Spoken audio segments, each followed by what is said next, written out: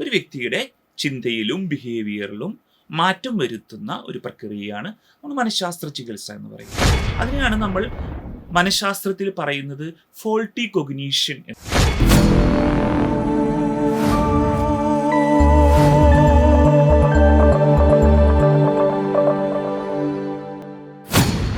മനസ്സും മനഃശാസ്ത്രവും എന്ന പങ്ക്തിയിലേക്ക് നിങ്ങൾക്ക് ഹൃദ്യമായ സ്വാഗതം. ഈ കാലഘട്ടത്തിൽ വിഷാദ രോഗം ഒത്തിരിയേറെ വർദ്ധിക്കുമ്പോൾ നമ്മൾ പൊതുജനങ്ങൾക്ക് അതിൻ്റെ ചികിത്സാ വിധികളെക്കുറിച്ച്, അതുപോലെ അതിൻ്റെ സങ്കീർണമായിട്ടുള്ള പ്രവർത്തനങ്ങളെക്കുറിച്ചൊന്ന് അറിഞ്ഞിരിക്കേണ്ടത് വളരെ അത്യാവശ്യമായ ഒരു കാലഘട്ടമാണ്. ഒരു വിഷാദ രോഗം നമുക്ക് കണ്ടുപിടിക്കണമെങ്കിൽ അതിൽ അതിപ്രധാനമായ ഒന്നാണ് അതിൻ്റെ അസസ്മെൻറ്റ് എന്ന് പറയുന്നത്. ആരാണ് ഒരു വിഷാദ രോഗത്തിന് അതിൻ്റെ അസസ്മെൻറ്റ് നടത്തുന്നത്? അതിൽ സൈക്കാട്രിസ്റ്റ്, അതുപോലെ ക്ലിനിക്കൽ സൈക്കോളജിസ്റ്റ്, അതുപോലെ ട്രെയിൻഡ് ആയിട്ടുള്ള ഒരു സൈക്കോളജിസ്റ്റ്, ഇവർ 3 പേരുമാണ് പ്രധാനമായും ഒരു വ്യക്തിയിലെ വിഷാദ രോഗം കണ്ടുപിടിക്കുന്നത്. എന്തെല്ലാം രീതിയിലാണ്, എന്തെല്ലാം ടെസ്റ്റുകൾ ചെയ്തുകൊണ്ടാണ് ഒരു വ്യക്തിയിൽ വിഷാദ രോഗം കണ്ടുപിടിക്കുന്നത്? അതിൽ പ്രധാനമായിട്ട് 3 കാര്യങ്ങളാണ്. ഒന്ന്, ഒരു clinical interview, in-depth clinical interview എന്ന് പറയും. അതുപോലെ രണ്ടാമത് അതിൽ നമ്മൾ ഉപയോഗിക്കുന്നത് ഒരു മെൻ്റൽ സ്റ്റാറ്റസ് എക്സാമിനേഷൻ. അതിനോട് ആഡഡ് ആയിട്ട് നമ്മൾ സൈക്കോളജിക്കൽ ടെസ്റ്റുകൾ ഉപയോഗിക്കും. അതിൻ്റെ ഒപ്പം തന്നെ ചിലപ്പോൾ സൈക്കാട്രിസ്റ്റ് ഒരു ഫിസിക്കൽ എക്സാമിനേഷൻ ഈ വ്യക്തിക്ക് വേണ്ടി വരും. ഇത് എല്ലാം ചേർന്ന കൊണ്ടാണ് ഒരു വ്യക്തിയിലെ വിഷാദ രോഗം കണ്ടുപിടിക്കുന്നത്. അപ്പോൾ ഈ വിഷാദ രോഗം കണ്ടുപിടിക്കുമ്പോൾ അതിൽ ഏറ്റവും പ്രധാനപ്പെട്ട ഒരു സംഗതിയുണ്ട്. വിഷാദ രോഗത്തിൻ്റെ ഏത് തലത്തിലാണ് ഈ വ്യക്തി വന്ന് നിൽക്കുന്നത്? അത് വളരെയധികം പ്രോബ്ലമാറ്റിക്കായ രീതിയിലാണോ ഈ വ്യക്തി വന്ന് നിൽക്കുന്നത്? അത് ഈ തെറപ്പിസ്റ്റിൻ്റെ, ഈ സൈക്കോളജിസ്റ്റിൻ്റെ അല്ലെങ്കിൽ സൈക്കാട്രിസ്റ്റിൻ്റെ ഒരു ക്ലിനിക്കൽ ഡിസിഷൻ മേക്കിംഗ് എന്ന് പറയും. അതിവിടെ വളരെ ഇമ്പോർട്ടൻ്റ് ആണ്. അപ്പോൾ അതിനെ ബേസ് ചെയ്തിട്ട് കൊണ്ടാണ് ഈ വ്യക്തിക്ക് കൊടുക്കേണ്ട ചികിത്സകളെ പറ്റി ഈ ഒരു ഘട്ടത്തിൽ ഇവിടെ ചർച്ച ചെയ്യുന്നത്. അപ്പോൾ സൈക്കാട്രിയിൽ ഈ രോഗങ്ങളെ അസസ്മെൻറ്റ് നടത്തുക അല്ലെങ്കിൽ ഡയഗ്നോസ്റ്റിക്സിലേക്ക് എത്തുക എന്ന് പറയുന്നത് ഒരു സങ്കീർണമായ പ്രക്രിയയാണ്. വിഷാദ രോഗം തന്നെയാണെങ്കിൽ ആ വ്യക്തിയിൽ അതിനോട് അനുബന്ധപ്പെട്ട പ്രശ്നങ്ങൾ, നമ്മളതിനെ പറയാം കൊമോർബിഡിറ്റി എന്നാണ് പറയാം. അത് നമുക്ക് പലതരത്തിലുള്ള ആൻസൈറ്റി ഡിസോർഡേഴ്സ്, അതുപോലെയുള്ള ഒബ്സെഷൻ, OCD, അതൊക്കെ അതിലുണ്ടാകാം. അതിൻ്റെ ഒപ്പം തന്നെ നമ്മൾ മനസ്സിലാക്കേണ്ടത് ഡിഫറൻഷ്യൽ ഡയഗ്നോസിസിലേക്ക് നമുക്ക് പോകാം. അപ്പോൾ അവിടെ ഒരു ജാഗ്രത, ഒരു പ്രിസിഷനായിട്ടുള്ള ഒരു ആക്യുറസി ആയിട്ട് നമുക്ക് ഒരു വ്യക്തിയുടെ വിഷാദരോഗം കണ്ടുപിടിക്കണമെങ്കിൽ ആ വ്യക്തിയുടെ ആ പ്രൊഫഷണൽസിൻ്റെ ആ ട്രെയിൻഡ് ആയിട്ടുള്ള ഒരവസ്ഥ അവിടെ വളരെ ഇമ്പോർട്ടൻ്റ് ആണ്. എന്തെല്ലാം ചികിത്സാ രീതികളാണ്? ഇത് വിഷാദരോഗം കണ്ടുപിടിച്ചതിന് ശേഷം ഇദ്ദേഹത്തിന് വിഷാദരോഗം ഉണ്ട് എന്ന് മനസ്സിലായി കഴിഞ്ഞാൽ എന്നാണ് നമ്മൾ ആദ്യം പ്രാഥമികമായൊരു ചികിത്സ കൊടുക്കുന്നത്. ഇവിടെ നമ്മൾ മനസ്സിലാക്കേണ്ട ഒരു കാര്യം, വിഷാദരോഗം ഒരു മൈൽഡ് ലെവലിലാണ് ഈ വ്യക്തിയിലെങ്കിൽ നമുക്ക് മനഃശാസ്ത്ര ചികിത്സയാണ് പ്രധാനമായിട്ടും ഇവിടെ ഉപയോഗിക്കുന്നത്. മനഃശാസ്ത്ര ചികിത്സ എന്ന് പറയുമ്പോൾ അതിനെ നമ്മൾ സൈക്കോതെറാപ്പി എന്നാണ് പറയുന്നത്. മനഃശാസ്ത്ര തിയറികൾ ഉപയോഗിച്ച് ഒരു വ്യക്തിയുടെ ചിന്തയിലും ബിഹേവിയറിലും മാറ്റം വരുത്തുന്ന ഒരു പ്രക്രിയയാണ് നമ്മൾ മനഃശാസ്ത്ര ചികിത്സ എന്ന് പറയുന്നത്. വിഷാദരോഗം എന്ന് പറയുന്നത് ഒരു ചിന്താ വൈകല്യത്തിൻ്റെ കൂടെ ഒരു പ്രശ്നം വിഷാദരോഗത്തിലുണ്ട്.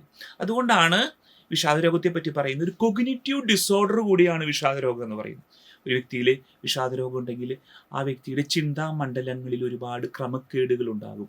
അതിനെയാണ് നമ്മൾ മനഃശാസ്ത്രത്തിൽ പറയുന്നത് ഫോൾട്ടി കൊഗ്നീഷൻ എന്ന് പറയുന്നത്, അല്ലെങ്കിൽ കൊഗ്നിറ്റീവ് ഡിസോർഷൻസ് എന്ന് പറയാം. കാരണം അയാളുടെ ചിന്തകളെ ബന്ധപ്പെട്ടിട്ടുള്ള കാര്യങ്ങൾ തെറ്റായ രീതിയിലാണ് കിടക്കുന്നത്. അതിനെ കറക്റ്റ് ചെയ്യാനാണ് നമ്മളിവിടെ പ്രധാനമായിട്ട് സൈക്കോതെറാപ്പി ഉപയോഗിക്കുന്നത്. അവിടെ പ്രധാനമായിട്ട് വളരെ എവിഡൻസ് ബേസ്ഡ് ആയിട്ടുള്ള ഗ്ലോബലി യൂസ് ചെയ്യുന്ന ഒരു സൈക്കോതെറാപ്പിയുടെ പേര് കൊഗ്നിറ്റീവ് ബിഹേവിയർ തെറാപ്പിയാണ്. അപ്പോൾ ഒരു മൈൽഡ് ലെവൽ ഡിപ്രഷൻ ആണെങ്കിൽ ഈ തെറപ്പിസ്റ്റിൻ്റെ അടുത്ത്, ഈ സൈക്കോളജിസ്റ്റിൻ്റെ അടുത്ത്, അല്ലെങ്കിൽ മെൻ്റൽ ഹെൽത്ത് പ്രൊഫഷണൽ അദ്ദേഹത്തെ അസസ് ചെയ്തതിന് ശേഷം അദ്ദേഹത്തിന് സൈക്കോതെറാപ്പി, CBT അദ്ദേഹത്തിന് അപ്ലൈ ചെയ്യാറുണ്ട്.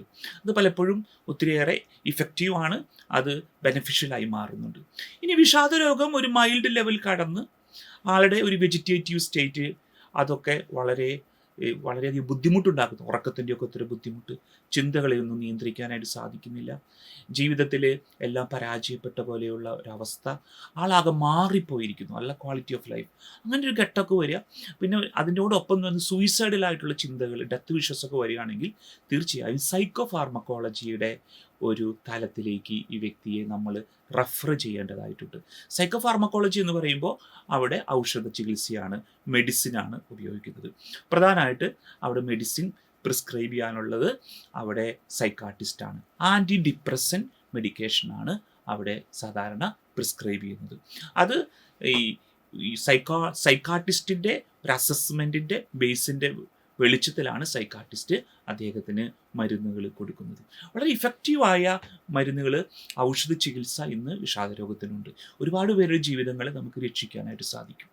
ഇനി ഈ മരുന്ന് ചികിത്സയും മനഃശാസ്ത്ര ചികിത്സയും സംയോജിപ്പിച്ചുകൊണ്ടുള്ള ഒരു ചികിത്സാ പദ്ധതിയാണ് വിഷാദരോഗത്തിൻ്റെ ട്രീറ്റ്മെൻറ്റിൽ ഏറ്റവും അധികം ഉപകാരപ്രദമായിട്ടുള്ളത്. ഇന്നത്തെ ഈ കാലഘട്ടത്തിൽ നമ്മുടെ പൊതുജനങ്ങൾക്ക് ശരിയായ രീതിയിൽ, ശരിയായ സ്ട്രക്ചേർഡ് ആയിട്ടുള്ള, കൃത്യമായിട്ടുള്ള ഒരു മനഃശാസ്ത്ര ചികിത്സ ഈ കാലഘട്ടത്തിൽ ലഭിക്കുന്നുണ്ടോ എന്നുള്ളത് നമ്മൾ വളരെ ചിന്തനീയമാണ്. അപ്പോൾ തീർച്ചയായും വിഷാദരോഗ ചികിത്സയിൽ ഒരു മനഃശാസ്ത്രജ്ഞനും അതുപോലെ സൈക്കാട്രിസ്റ്റിനും അല്ലെങ്കിൽ മനോരോഗ വിദഗ്ധനും ഇവിടെ വലിയൊരു റോളുണ്ട് എന്നുള്ളതാണ്.